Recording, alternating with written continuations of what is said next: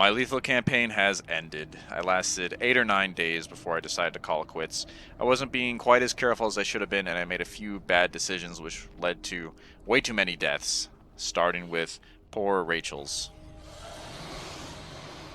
I hear the hiss of the blood ferals and I immediately book it. I want to get to the nearest ladder that I know of. That tractor trailer was right behind me though. Probably should have climbed up on that instead. But I'm doing good. Dodged them, staying away. I get to the ladder. And then right as I'm about to get to the top, they knock me off somehow. God damn. Probably would have survived if it wasn't for that. So, okay, pop some painkillers. Keep trying to run. Get to the ladder in the next lot. Come on, run, Rachel, no! Rachel! Screw you, Plague Ferals. I hate those guys. And a pack of them is so horrible. Same thing that killed Jerry. And after Jerry died, Traitor, I still wanted a Traitor leader. Rachel was my only candidate for that, so I knew I had to get out there and get her skills up, make sure she was strong enough to survive. So I was out trying to kill Plague Hearts and doing some looting, and then ran into those Ferals there. Like I said, that tractor trailer was right behind me. I probably should have went right up on that. But I've seen, you know, when Jerry died, I was on top of that storage crate thing, and one of the Ferals got right up there. So I haven't seen them get on top of a spot you have to climb a ladder to get to yet. So I just wanted to immediately get to the ladder. And it was so close. So close. Poor Rachel. So I get Zana, and I had to go all the way out to where Rachel was to retrieve the car and try and find ex-Rachel, now zombie, and get her belongings back, which I managed to do that.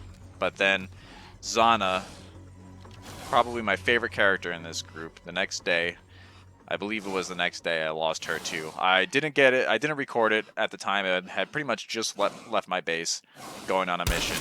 And I was going through this little narrow area right outside the base along the road where there's like a barrier along the one side. And then there was, of course, a plague bloater kind of in the middle of the road. I thought if I like scraped the edge of the barrier, I wouldn't hit the bloater, but I hit him, filled the car with gas, and what else was right nearby but a pack of blood ferals. And Zana was killed even faster than Jerry and Rachel. I remember I just got out of the car. There was like a rooftop nearby. I started trying to run, and they just were on top of me and died in seconds. Got lucky with the disappearing Plague Feral earlier that day. He knew he was dead after the other two went. He just wanted to get it over with quick. So that's where I decided to call it after I lost Zana. I lost 3 people. I think I was down to 3. And 2 of them were the highly experienced people that I brought with me. Zana and Jerry. So now Juanan was the only one left that I had that was really any good. Even Rachel was pretty good, and the one other character I had, Claire or whatever, she was not very good at all. So I was like, day 9 into lethal, things were tough. I only had 1 good character left. I was like, okay, before I lose Juanan, let me call quits before I go any further. So I need to be more careful. Your decision making needs to be on point. When there's plague bloaters around and they can knock you out of the car, there's so many plague feral packs. I guess once I started getting to like day 7, I think it was, there was just plague feral packs around all the time. So the one thing that can instantly knock you out of a car is the bloater, of course. So when they're around, you just need to be totally careful and stay way far away from them. Make sure there's no chance you're going to hit a plague bloater. Don't go around blind corners. Don't risk getting knocked out of the car and eaten by plague ferals. And then, of course, when plague ferals are nearby, I think I just need to be aware of all the nearest escape routes, all the nearest rooftops and ladders and whatever to get on top of something and get out of there. Because even I had a situation with Zana before I lost her. I was on a mission and I encountered a blood pack, and I tried to get in the car and they just ripped up the car in seconds and I got knocked out. So I think the best bet is to get on top of a roof nearby, if you can't spot them ahead of time, of course, and then get on top of them. But it's so dangerous playing on this difficulty. Your characters die so fast that no matter how careful you are, any little bit of bad luck can lead to a dead character, like coming around a blind corner and running right into a plague bloater, and then there's a feral pack right there. They get on top of you and you die. I think no matter how careful I be, there's always going to be a high risk of losing characters. So my next time around, I'm going to prepare more at first. I'm not going to hit Plague Hearts quite as early. I'm going to try and get better prepared and get more people, get my base better established. I mean, it was at a pretty good point here, but probably get to like 7 people as quick as I can, clear out the Cleo drop, and probably build a farm to keep up with the massive food demand that's on this difficulty.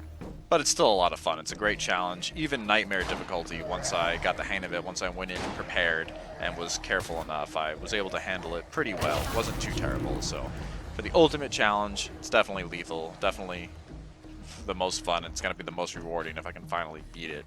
And I am definitely going to take it on again. So I went back to Dread to prepare. I didn't want to do Nightmare. I just wanted to get everything ready as quickly as I can so I can go back in. Here's my girl Mel, my lone survivor from my first Nightmare attempt. Definitely my favorite character. And then I have still Honan, of course, the only survivor from the lethal attempt. He's going to be going back in. And now I have Devin and Jean I picked to fill out the rest of the lethal team. I picked guys that...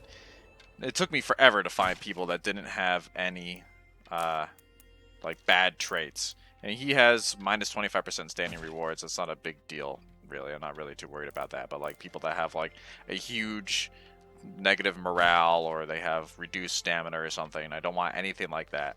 So it took me a while, but I got Jean, who's got pretty good traits, and Devin, who has, his worst thing is reduced fighting experience, but I prepare them beforehand. You can see their skills are nearly all maxed out. I have them where I want them to be. So they're going to be good already. So I went with stealth on both of them. I love stealth for the crouch run. That's fantastic. And I went with powerhouse on Jean, like I have with Honan, because I don't know, it's my favorite fighting skill. I love being able to swing the two-hander like that. You can take out so many zombies at once. And then I have gunslinging on Jean, which is my favorite shooting trait because I love the aim snap. And well, faster reloads is just huge too. With Devin, I didn't find gunslinging, but assault seems okay too.